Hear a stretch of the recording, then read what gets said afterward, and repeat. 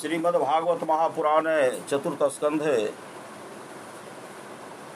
अथ द्वादशोऽध्याय है। ध्रुव जी को कुबेर का वरदान और विष्णु लोक की प्राप्ति। श्री मैत्रेय जी कहते हैं, विदुर जी,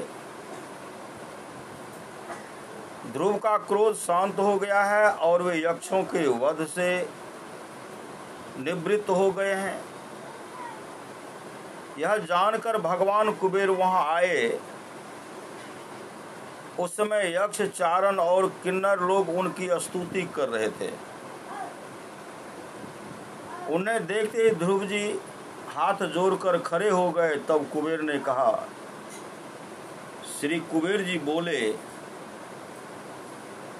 शुद्ध हृदय क्षत्रिय कुमार, शुद्ध हृदय क्षत्रिय कुमार, तुमने अपने दादा के उपदेश ऐसा दुस्त्यज वैर त्याग दिया, इससे मैं तुम पर बहुत प्रसन्न हूं। वास्तव में न तुमने यक्षों को मारा है और न यक्षों ने तुम्हारे भाई को। समस्त जीवों की उत्पत्ति और विनाश का कारण तो एकमात्र काल ही है। यह मैं तू आदि मिथ्या बुद्धि तो जीव को अज्ञान व स्वप्न के समान शरीर आदि को ही आत्मा मानने से उत्पन्न होती है। इसी से मनुष्य को बंधन हुआ दुखादि विपरीत अवस्थाओं की प्राप्ति होती है। इसी से मनुष्य को बंधन एवं दुखादि विपरीत अवस्थाओं की प्राप्ति होती है। ध्रुव, अब तुम जाओ, भगवान तुम्हारा मंगल करे। तुम संसार पास से मुक्त होने के लिए सब जीवों में सम दृष्टि रखकर सर्वभूतात्मा भगवान श्री हरि का भजन करो। वे संसार पास का छेदन करने वाले हैं तथा संसार की उत्पत्ति आदि के लिए अपने त्रिगुणात्मिका माया शक्ति से युक्त होकर भी वास्तव में उससे रहित। उनके चरण कमल ही सबके लिए भजन करने योग्य है। प्रियवर, हमने सुना है तुम सर्वदा भगवान कमल नाभ के चरण कमलों के समीप रहने वाले हो, इसलिए तुम अवश्य ही वर पाने योग्य हो। ध्रुव, तुम्हें जिस वर की इच्छा हो मुझसे निसंकोच एवं निशंक होकर मांग लो, जिस वर की इच्छा हो। श्री मैत्रेय जी कहते हैं, विदुर जी, यक्षराज कुबेर ने जब इस प्रकार वर मांगने के लिए आग्रह किया, तब महाभागवत महामति ध्रुव जी ने उनसे यही मांगा कि मुझे श्री हरि की अखंड स्मृति बनी रहे। हरि की अखंड स्मृति बनी रहे, मतलब एक समय एक पल भी मैं भगवान हरि को नहीं भूलूं, याद बनी रहे, जिससे मनुष्य सहज इस दुस्तर संसार सागर को पार कर जाता है। इडबिडा के पुत्र कुबेर जी ने बड़े प्रसन्न मन से उन्हें भगवत स्मृति प्रदान की। फिर उनके देखते ही देखते वे अंतर्धान हो गए। इसके पश्चात ध्रुव जी भी अपनी राजधानी को लौट आए। वहां रहते उन्होंने बड़ी बड़ी दक्षिणा वाले यज्ञों से भगवान यज्ञ पुरुष की आराधना की। भगवान ही द्रव्य क्रिया और देवता संबंधी समस्त कर्म और उसके फल हैं तथा वे ही कर्म फल के दाता भी हैं। सर्वोपाधि शून्य सर्वात्मा श्री अच्युत में प्रबल वेग युक्त भक्ति भाव रखते हुए ध्रुव जी अपने में और समस्त प्राणियों में सर्वव्यापक श्री हरि को ही विराजमान देखने लगे। सर्वोपाधि शून्य सर्वात्मा श्री अच्युत में प्रबल वेग युक्त भक्ति भाव रखते हुए ध्रुव जी अपने में और समस्त प्राणियों में सर्वव्यापक श्री हरि को ही विराजमान देखने लगे। सब में परमात्मा को देखने लगे। समस्त प्राणियों में सर्वव्यापक श्री हरि को विराजमान देखने लगे। ध्रुव जी बड़े ही शील संपन्न ब्राह्मण भक्त, दीन वत्सल और धर्म मर्यादा के रक्षक थे। उनकी प्रजा उन्हें साक्षात पिता के समान मानते थे। इस प्रकार तरह तरह का ऐश्वर्य भोग से, पुण्य का और भोगों के त्याग पूर्वक यज्ञादि कर्मों के अनुष्ठान से पाप का क्षय करते उन्होंने 36,000 वर्षों तक पृथ्वी का शासन किया।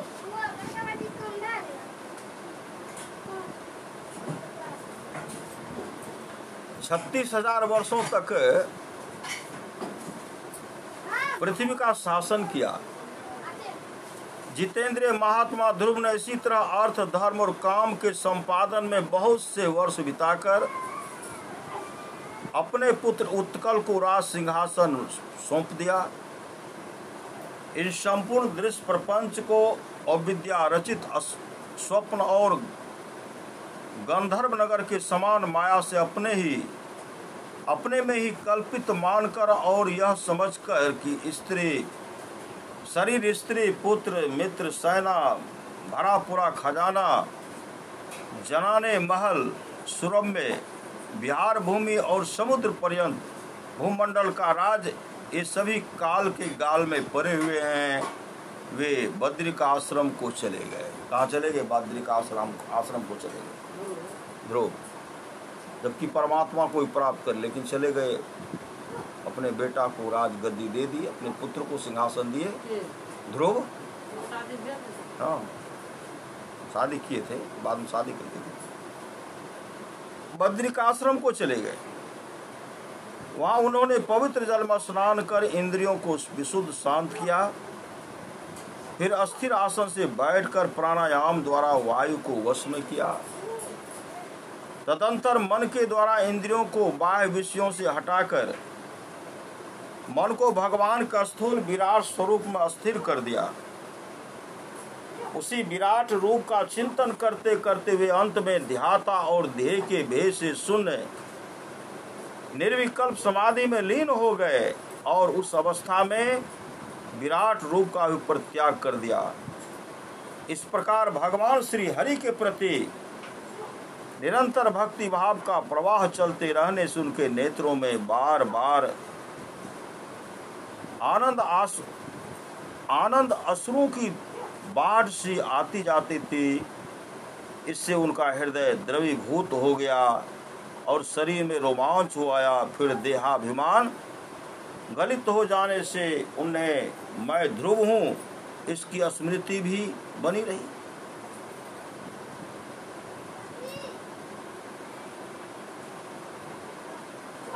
फिर देहाभिमान गलित हो जाने से उन्हें मैं ध्रुव हूँ इसकी स्मृति भी न रही। मैं ध्रुव हूँ इसकी स्मृति न रही, मतलब परमात्मा उनमें कोई एक में हो गया। इसी समय ध्रुव जी ने आकाश से एक बड़ा ही सुंदर विमान उतरते देखा। वह अपने प्रकाश से 10 दिशाओं को आलोकित कर रहा था, मानो पूर्णिमा का चंद्र ही उदय हुआ हो। उसमें 2 श्रेष्ठ पार्षद गदाओं का सहारा लिए खड़े थे।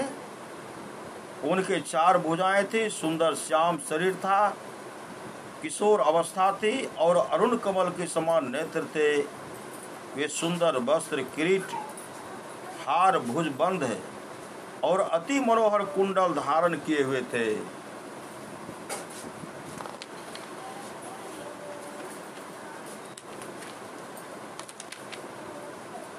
उन्हें पुण्य श्लोक श्री हरि के सेवक जान ध्रुव जी हर बराहट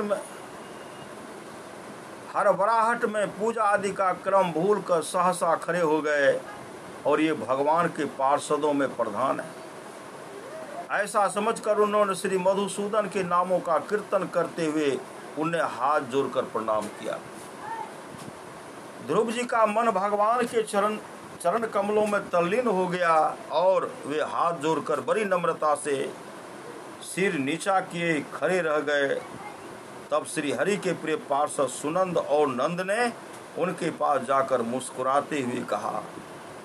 सुनंद और नंद कहने लगे, राजन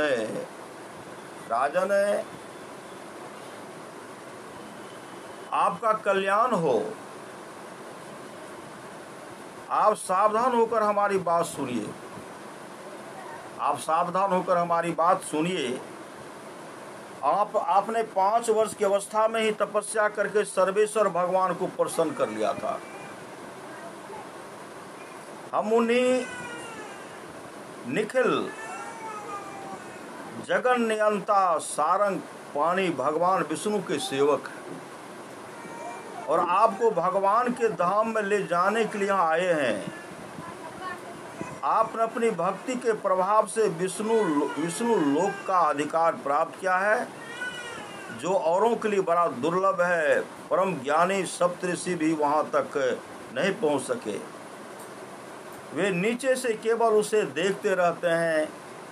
सूर्य और चंद्रमा आदि ग्रह नक्षत्र एवं तारागण भी उसकी प्रदक्षिणा क्या करते हैं। चलिए आप उसी विष्णु धाम में निवास कीजिए। प्रियवर, आज तक आपके पूर्वज तथा और कोई भी उस पद पर कभी नहीं पहुंच सके। भगवान विष्णु का वह परम धाम सारे संसार का वंदनीय है। आप वहां चलकर विराजमान हो। आयुष्मान यह श्रेष्ठ विमान पुण्य श्लोक शिखामणि श्री हरि ने आपके लिए ही भेजा है। आप इस पर चढ़ने योग्य हैं। श्री मैत्रेय जी कहते, भगवान के प्रमुख पार्षदों के ये अमृतमय वचन सुनकर परम भागवत ध्रुव जी ने स्नान किया। फिर संध्या वंदन आदि नित्य कर्म से निवृत्त हो मांगलिक अलंकार आदि धारण किए। बद्रिक आश्रम में रहने वाले मुनियों को प्रणाम करके उनका आशीर्वाद लिया। इसके बाद उस श्रेष्ठ विमान की पूजा और प्रदक्षिणा की और पार्षदों को प्रणाम कर सुवर्ण के समान कांतिमान दिव्य रूप धारण कर उस पर चढ़ने को तैयार हुए।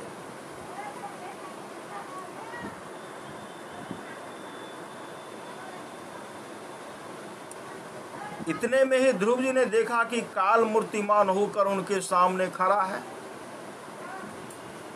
तो वे मृत्यु के सिर पर पैर रखकर उस समय अद्भुत विमान पर चढ़ गए।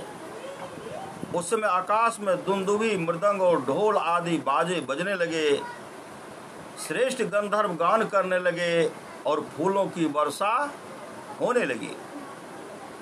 विमान पर बैठकर ध्रुव जी जो ही भगवान के धाम को जाने के लिए तैयार हुए, त्यों ही उन्हें अपनी माता सुनीति का स्मरण हो आया। माँ का याद, माता सुनीति का स्मरण हो आया। वे सोचने लगे, क्या मैं बेचारी माता को छोड़कर अकेला ही दुर्लभ वैकुंठ धाम को जाऊंगा।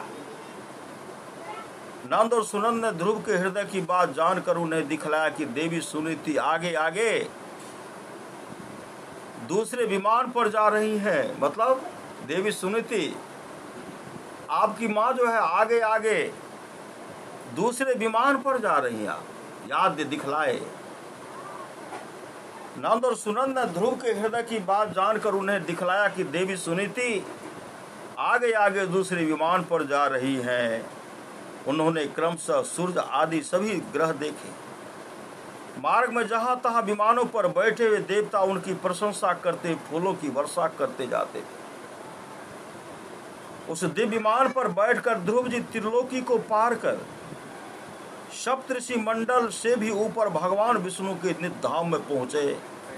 भगवान विष्णु के नित्य धाम में पहुंचे। इस प्रकार उन्होंने अविचल गति प्राप्त की। यह दिव्य धाम अपने ही प्रकाश से प्रकाशित है। इसी के प्रकाश से तीनों लोक प्रकाशित है। इसमें जीवों पर निर्दयता करने वाले पुरुष नहीं जा सकते। इसमें जो जीव पर निर्दयता, उन पर दया नहीं करते हैं, जीव का हत्या करते हैं,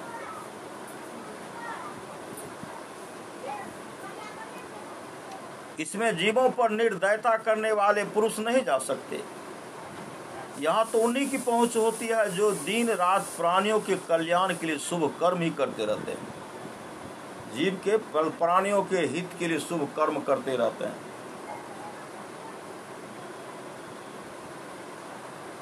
यहाँ तो उन्हीं की पहुंच होती है जो दिन रात प्राणियों के कल्याण के लिए शुभ कर्म ही करते रहते हैं, जो शांत समदर्शी शुद्ध और सब प्राणियों को प्रसन्न रखने वाले हैं, तथा भगवत भक्तों को ही अपना एकमात्र सच्चा सुहृद मानते हैं।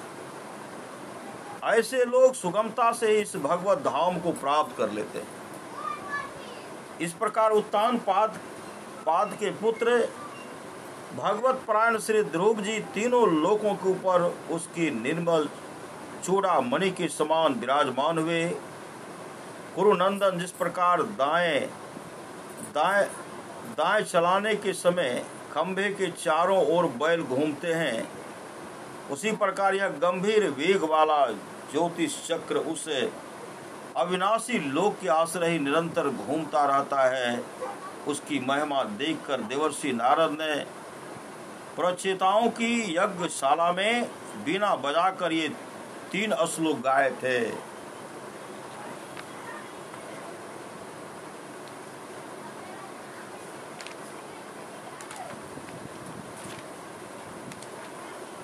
नारद जी ने कहा था, इसमें संदेह नहीं। नारद जी 3 श्लोक गाए थे। नूनं सुनते पति देवताया अस्त प्रभावस्य सुतस्य माता गतिम दृष्टवाभ्युपायानपि वेदवादिनो नेवाधिगन्तु प्रभवन्ति किं निर्पा यः पंचवर्षो गुरुद्वार वाकुशरेर भिन्नेन यातो हृदयेन दूयता वनं महादे मदाग्देशकारोजितं प्रभुं जिगातद्भक्तः गुणे पराजितम् यः छत्रबन्धुर्भुवि तस्याधिरूढः मन्वारुरोच्छेदपि वर्षपूगेः षट्पञ्चवर्षो यदुरोभिरल्पेः प्रसाद्य वैकुंठम वाप तत्पदम्। नारद जी ने कहा था, इसमें संदेह नहीं। पति परायणा सुनीति के पुत्र ध्रुव ने तपस्या के द्वारा अद्भुत शक्ति संचित करके जो गति पाई है, उसे भागवत धर्मों की आलोचना करके वेदवादी मुनिगण भी नहीं पा सकते। फिर राजाओं की तो बात ही क्या है। अहो, वे 5 वर्ष की अवस्था में ही सौतेली माता के बागवानों से मरवाहत होकर दुखी हृदय से वन में चले गए और मेरे उपदेश के अनुसार आचरण करके ही उन अजय प्रभु को जीत लिया, जो केवल अपने भक्तों के गुणों से ही बस में होते हैं। ध्रुव जी ने तो 5-6 वर्ष की अवस्था में कुछ दिनों की तपस्या से भगवान को प्रसन्न करके उनका परम पद प्राप्त कर लिया, किंतु उनके अधिकृत किए हुए इस पद को भूमंडल में कोई दूसरा क्षत्रिय क्या वर्षों तक तपस्या करके भी पा सकता है? दूसरा उसको नहीं पा सकता।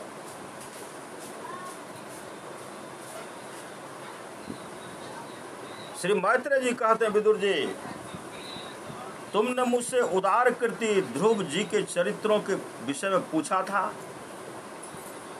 सो मैंने तुम्हें वह पूरा का पूरा सुना दिया। साधु इस चरित्र की प्रशंसा करते हैं। साधु जन इस चरित्र की प्रशंसा मतलब गुणगान करते हैं।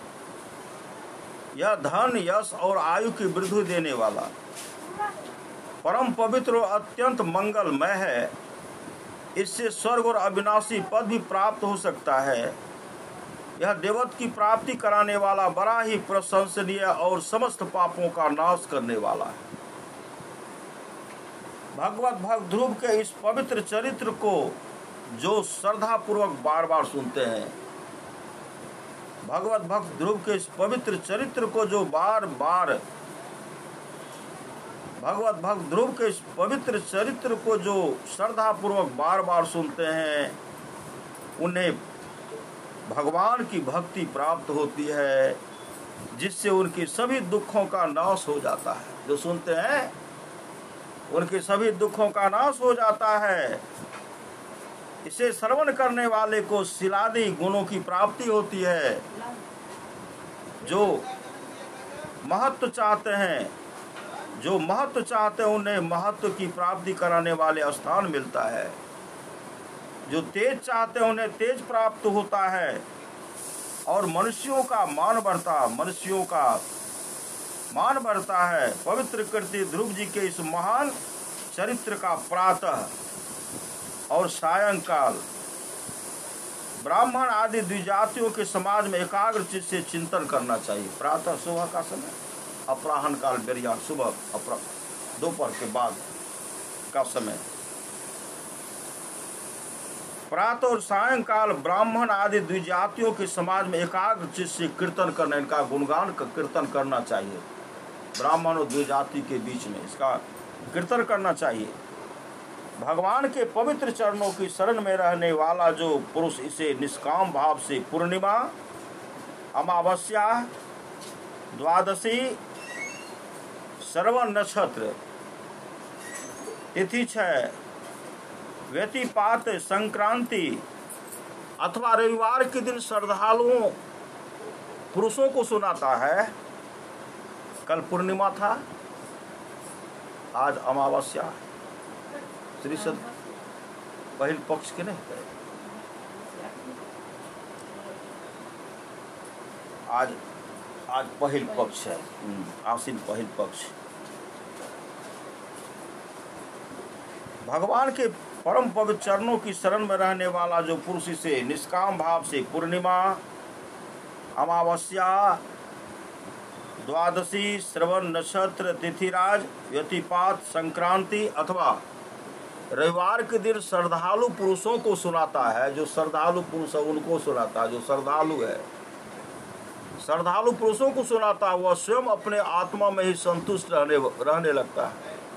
जो दूसरे को सुनाता है, श्रद्धालु पुरुष सुनाता है, वह स्वयं अपने आत्मा में ही संतुष्ट रहने लगता है। स्वयं अपने आप में वह संतुष्ट, जो सुनाता श्रद्धालु को सुनाता है, वह स्वयं अपनी आत्मा में ही संतुष्ट रहने लगता है और सिद्ध हो जाता है। यह साक्षात भगवद विषयक अमृतमय ज्ञान है। जो लोग भगवान मार्ग के मर्म से अनभिज्ञ है, उन्हें जो कोई इसे प्रदान करता है, उस दीन वत्सल कृपालु पुरुष पर देवता अनुग्रह करते हैं, मतलब दया करते हैं। ध्रुव जी के कर्म सर्वत्र प्रसिद्ध और परम पवित्र हैं।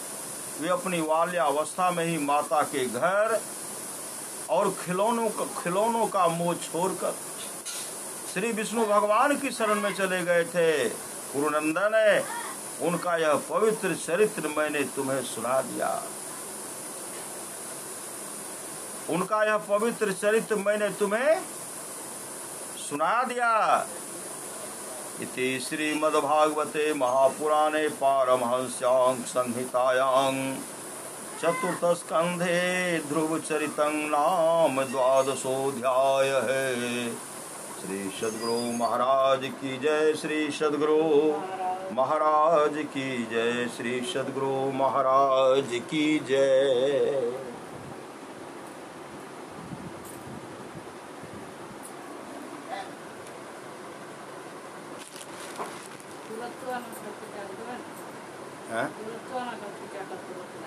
श्री सद्गुरु महाराज की जय।